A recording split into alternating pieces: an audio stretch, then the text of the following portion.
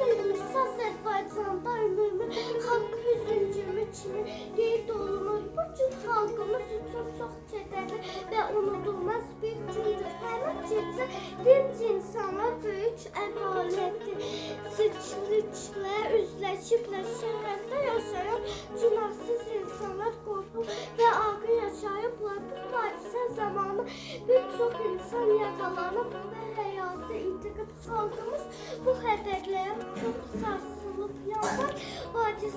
Yanvar faciəsi yaddaşımızda həm hüzn, həm də qəhrəmanlıq günü kimi qalıb. Vətəni sevən insanlar azadlıq uğrunda cəsarət göstəriblər.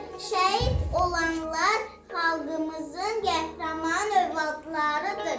Onlar vətənimiz üçün canlarını fəda ediblər. Bu hadisədən sonra xalqımız daha da birləşib. Şəhidlərin xatirəsi həm zaman hörmətlə yad edilib. Bakı.